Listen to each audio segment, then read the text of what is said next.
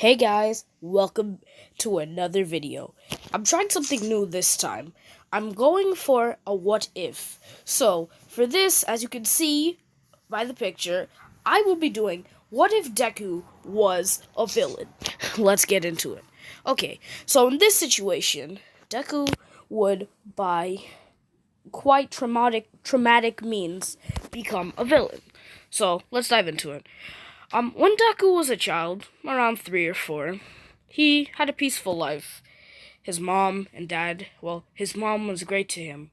His dad was an alcoholic and addicted to booze and drugs.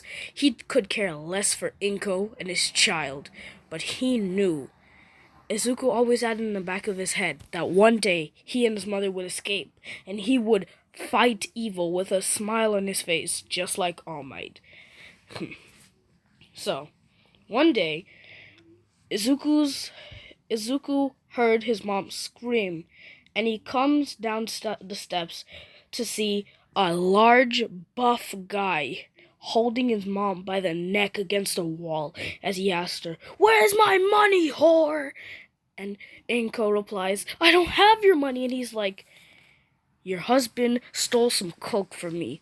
And then he got into some arguments with my men, and they had to kill him. "You're gonna pay me back what he owes me, or I'm gonna slit your throat right here."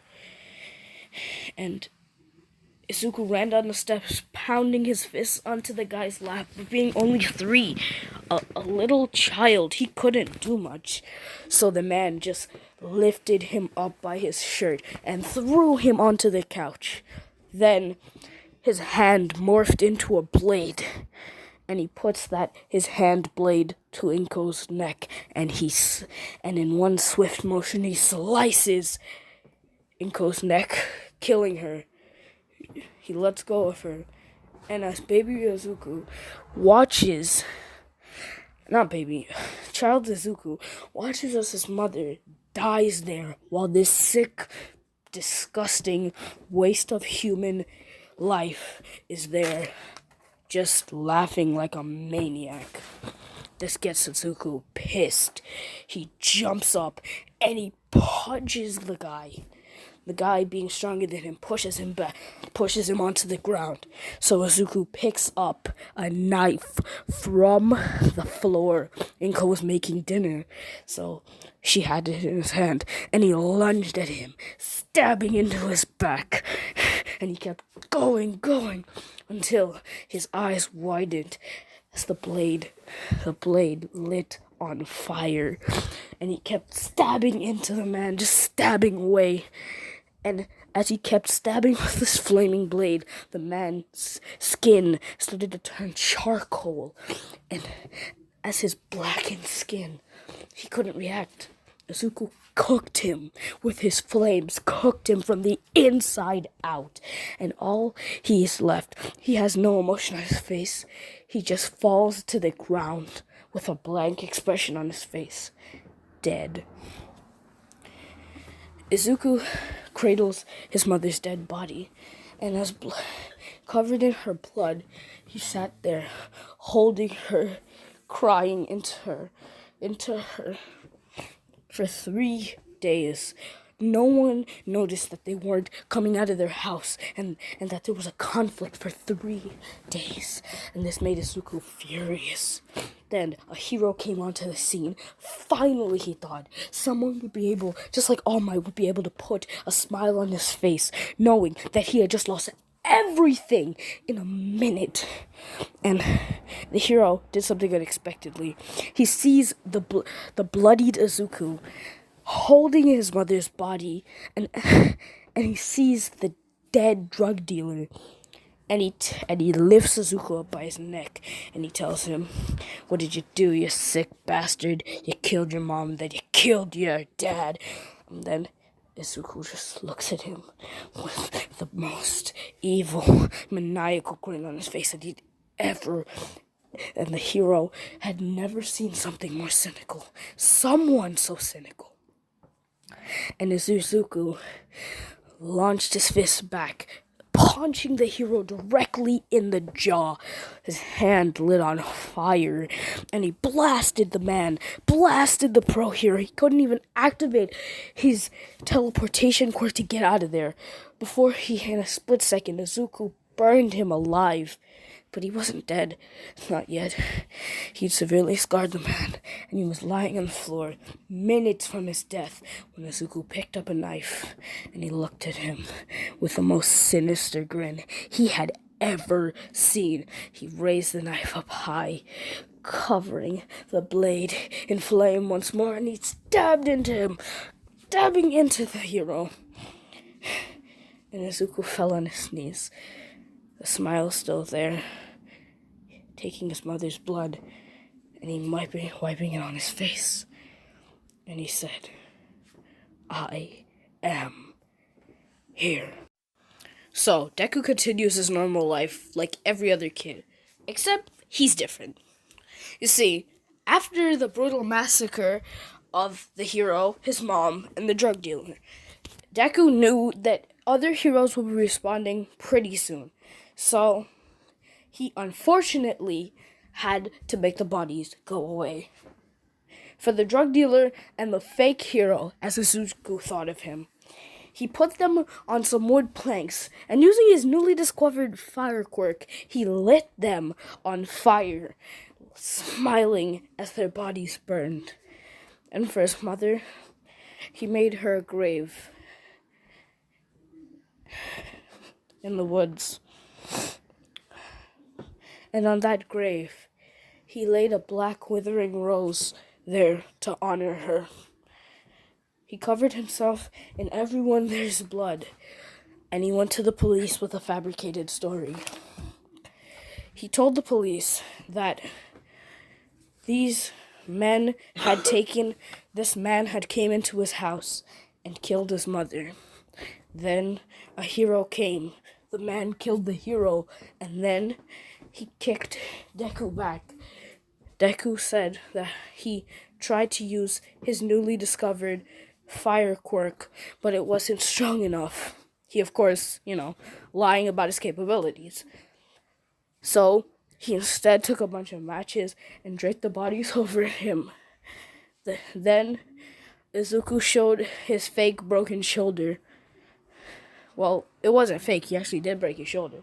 He showed his broken shoulder, saying that the man kicked him into a wall and he broke his arm.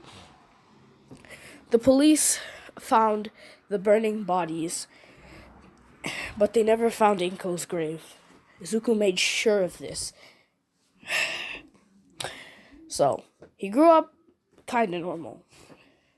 Well, once again, not exactly.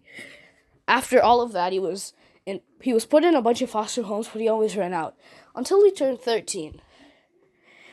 He and Kachan still have the same relationship.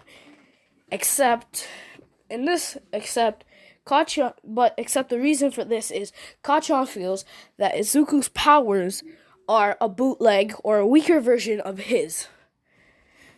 However, his teachers see that Izuku and Bakugo could get into UA. Izuku still hiding the true capabilities of his flame quirk. He knows that eventually people are going to start asking questions about him, so he trains his hardest and pretends that he's improving his quirk.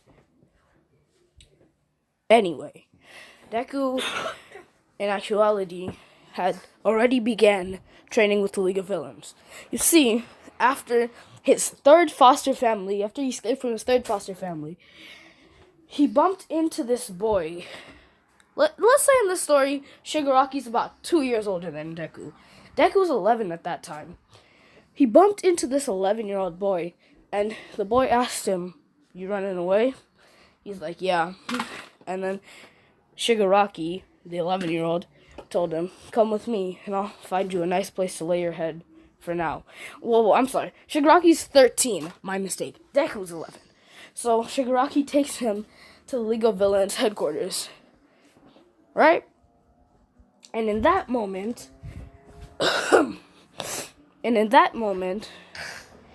Izuku meets Shigaraki's father, who he says the how is very ill. Over time, All For One takes in Izuku as his basically adopted son, teaching him how to properly hone his fire quirk, while of course keeping his identity. In this AU, Izuku is a lot less emotional. He rarely ever cries, and he never gets angry. He's a very calm person, except when he's faking it for Kachan's pleasure. He feels that it's necessary for him to react to Kachan's pathetic bullying, as he put it. So, Izuku worked his butt off. And a year before the UA exams, he's 14. Or, never mind, he's however old Deku is when he starts the series, which I believe is 14. So he's 14, and All For One tells him, I got a mission for you, kid. And he's like, what is it, All For One? And he's like, I need you to break into UA, and I need you to help us take him down from the inside, kid. Can you do this for me? And Deku looks at him, and he's like, yes, father. Anything for you. Deku begins his training, except it's slightly different.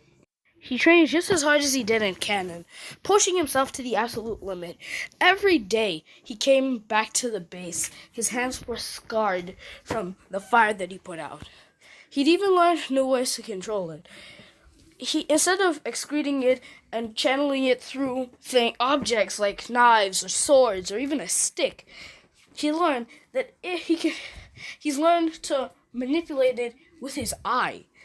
Kind of like the Amaterasu from Naruto, where a user of the Sharingan just opens their eye kind of wide, and then blood comes out, and then the Amaterasu appears. But in this version, Deku can create fire by looking at something very intently. However, he can only use this around 3 or 4 times before his eye starts to bleed. And if he continues to use it after his eye starts to bleed, it could lead to loss of vision. This ability is kind of exactly like a Sharingan ability. Whatever. Just saying. Anyway, so after that, he also gained this neat ability where if it's kind of, I'm taking stuff from a bunch of other anime, but it's like how in Fairy Tail, Natsu can eat fire to regain strength. In this AU, Deku can absorb fire through and back into himself, but not his own fire, back into his own body, and it kind of energizes him and helps him efficiently put out more flames. Understand?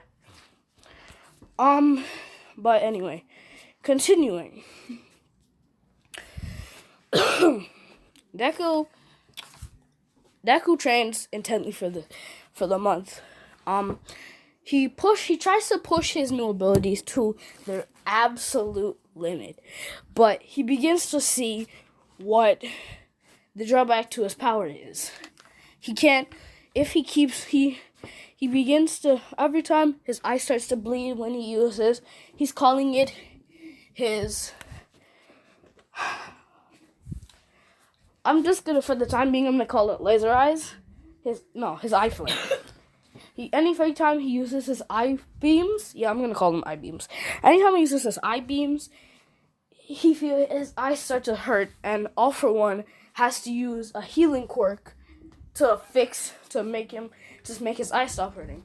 But because All For One is pretty messed up, he says that he tells Deku, stop pushing that ability to his limit, or else he won't be able to help him anymore, and he'll just have to stay blind or something.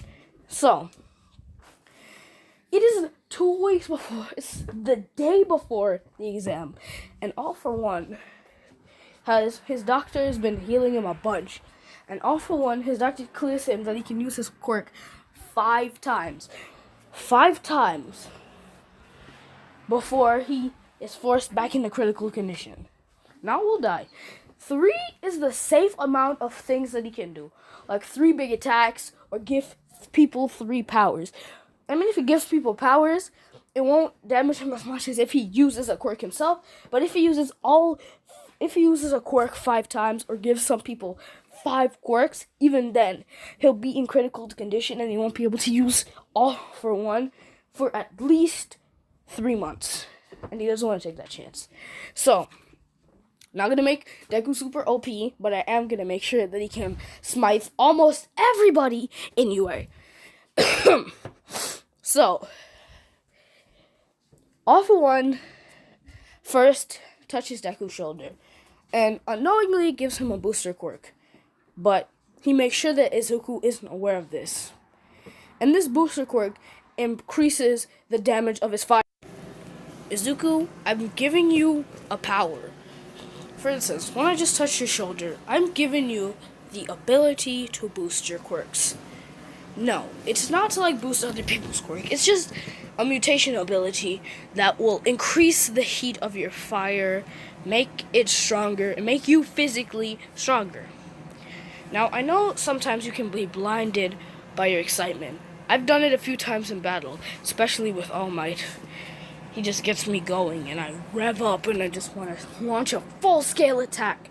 But sometimes, I don't want to destroy a city just to mess with him. So, I need to learn a bit of self-control. Believe it or not, I'm not the greatest when it comes to that. However, you can be better than me, Izuku. So, I shall give you another quirk, because the doctor said I can only do 5 things with my abilities, lest I risk critical condition. So, not to make him too broken, but I'm going to say, and if you want I can change this, but I'm going to give him this ability, kind of like, it's an ability to mimic stuff. Let's just call it physical mimic. Okay? I'm gonna give you this ability called physical mimic. What's that, All For One? Well, you see, Izuku, physical mimic is when it's a simple skill that is mostly applied towards the eyes. You look at someone do or say something, and then you're able to mimic that thing. For example, martial arts, or how someone does an impression, or how someone speaks, their mannerisms, things like that. You can perfectly mimic them. But sadly, I cannot give you the ability to copy someone's quirk, because I don't have a copy quirk yet. But soon. Now, Izuku, tomorrow I want you to go and do your best. But for right now, I've prepared some martial arts videos for you to watch. Why? I already have a powerful quirk, and this booster quirk will put me over the top.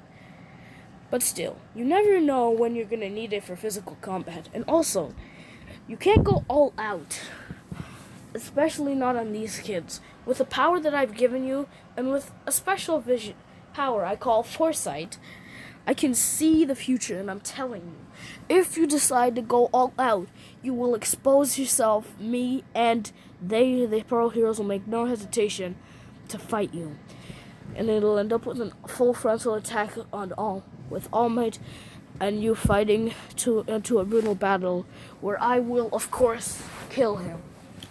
But it will cost you your life. Although I'm one for taking down All Might, I refuse to risk your life. Not in this war. You're not a part of this, and sadly, I can't tell you that you should lay down your life for me. So, for now, go ahead and do your best. The rest of the night, Izuku decides that he's gonna watch the martial arts videos. And because of watching the martial arts videos, he learns how to do karate, kung fu, taekwondo, and jiu-jitsu. I have no idea what those are, but it just means that he can fight it in a bunch of different martial arts styles. He also learned a technique that he found on the internet, and it's like Conqueror's Hockey. You know, where like Luffy activates the Conqueror's Hockey and everybody around him is just stunned, except people who have a strong will. It's basically like that. So, anyone who has a strong will or urge to fight against him will not be stunned by this, but most of his classmates are just weak little kids, and he knows that this is going to be pretty easy.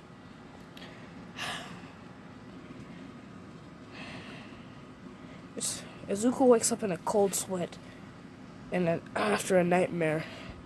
He may seem like a cool, calm, collected guy on the outside, but he's just a tortured soul, still wondering what happened and why did the bad man have to take the only person who ever loved him away. The day that the cop came and told him that his dad died was the best thing that he'd ever heard, because he was happy to know that that drug-ridden scoundrel was out of their life forever. Izuku gets up, checking the time. He knows that he has to leave for the UA entrance exam in 3 hours. He studied and he's practiced. All he can do is just pretend like he's out of his league. He goes to the makeshift grave he made for his mother. He, of course, whenever he gets a chance or whenever he's feeling lonely, he finds a black rose, one of the most rarest types of flowers. No, it's on the face of the earth, and he lays one on her grave. He has a flashback to that day, that horrible day. He closes his eyes, and he still remembers their burning bodies, the sensation of smelling their burning flesh. And even though he was just a child with a sadistic grin on his face, on the inside, he was broken. They'd taken the only person he loved from him. And then he was being bullied in school. He was fragmented. And it was all because heroes weren't there for him. Heroes weren't there to smile for him. Heroes weren't there to tell him it's gonna be okay, because the only hero that came tried to kill him because he was the only one left. Because he was too dumb to think that a child could fight a supervillain for the sake of his mother's dying wish. So, Izuku looks at the grave one more time, and then he walks off.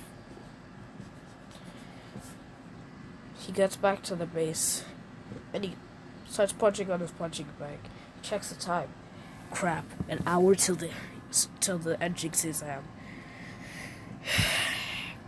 He puts on a white t-shirt and a black hoodie, and putting on this premium gold watch that All For One got for him and Shigaraki, their match.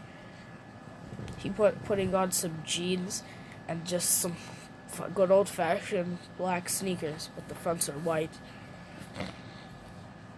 And he leaves to go to the exam.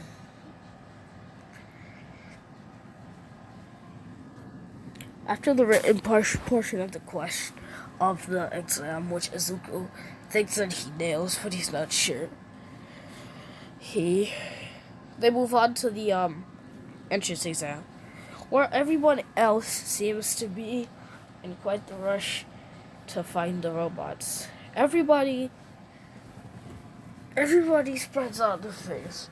Izuku kills, let's say, 12 robots. He kills 12 robots and secures himself an easy 100 points.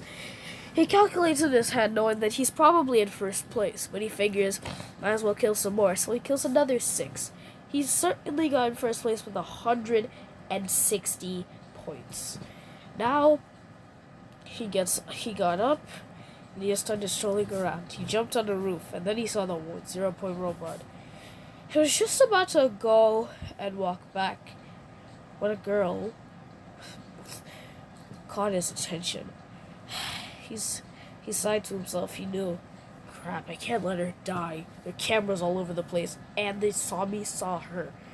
So he jumped in, and pretended that he was straining himself by jumping up and boosting himself with the flames coming out of his feet and launching a powerful fire blast at the robot, singeing it, only for him to then use a large piece of shrapnel, the booster core taking effect on his flames and his body. The booster core taking effect on Deku. It increased his strength and made him stronger.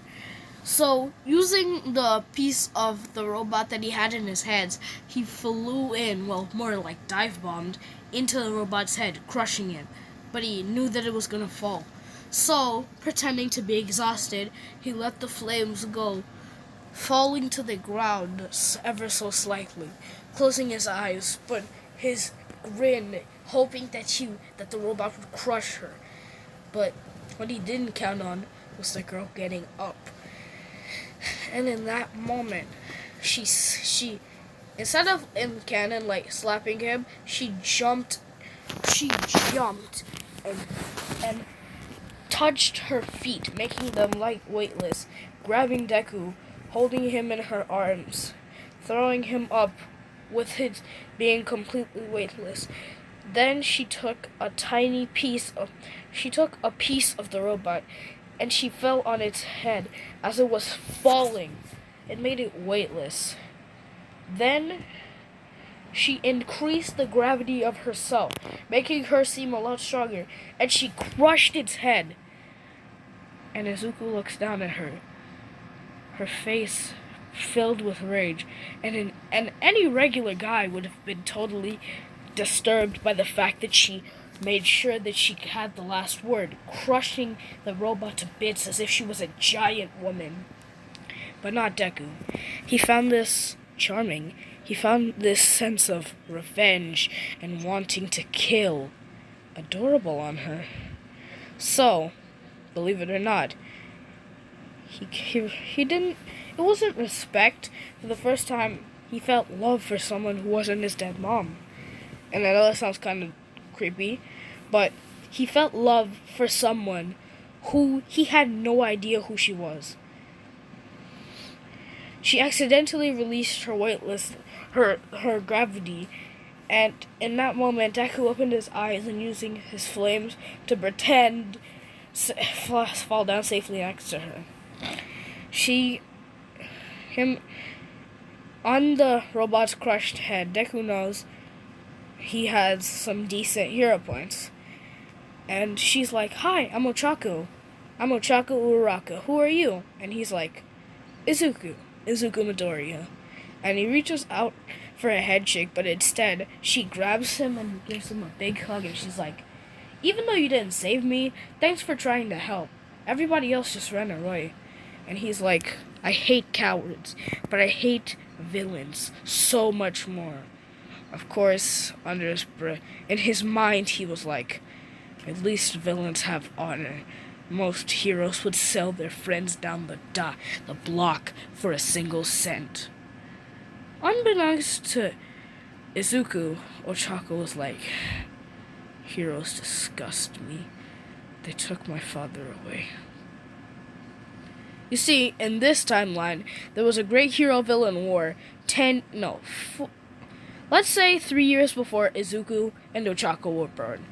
And her dad having a powerful quirk. It was called Magnet, right? He could bring anything to him and manipulate anything metallic. He was the number 3 hero, right behind All Might and Endeavor. And Best Genius was right behind him, if you must know. I think Best Genius is number 3 now. I'm not 100% sure. But anyway, yeah, I think Best Genius is the number 2 hero now, because Endeavor is the number 1, since All Might. It doesn't matter. She thinks in her head, and she's like, I'd have to disagree with you on that one. And then he's like, "What do you mean?" And then she's like, well, I'm kind of only doing this for my mom. I can't stand most heroes. The only hero that I truly think is right is All Might. because at least he tries to save people, and he would never draft someone into a war just because they're number 3 hero, knowing that they have a family, taking innocent people to fight for what? For blood, for glory, for sport. That war makes me sick. And Deku's like, well, can I confess something too? She's like, sure. And he's like, my mom was killed by a villain, and the cops only found a burning body. I'm not sure what they did to her body, but I'm too scared to find out. That's why I'm joining the Hero Academy, to become just like All Might, and to purge the world of fake heroes. And in that moment, the two of them grew fond of each other, but President Mike had to come and ruin it. He was like, 5 minutes left, contestants! You better get some more points if you're dawdling behind! Yeah! So, Izuku's like, you want me to help you? Because, I think you might need a few more points. And she's like, no, I'm good. And then Izuku's like, fine, but at least let me fall. Let's stick together. And she's like, all right. And Izuku says one more thing before they run off. He's like, when we graduate, we should form a team, because there's no one else like us. No one else here who truly wants to be a hero for the right reasons. And it's not just for some stupid sake of being rich or to be known. Some heroes make me sick. Anyway, so Deku flies above using his flames as rockets on his feet, as Ochako makes robots weightless and then releases them, crushing them. Deku notices the combat applications of her zero-gravity quirk, and he thinks, wow, someone could do so much with such a powerful quirk, but also, even though it's kind of useless, that's a testament to how strong she is. Maybe we might not make a bad team after all. So, after the exam, Izuku gets a letter saying that, with All Might, saying that, welcome to the Hero Academia. And that's the end.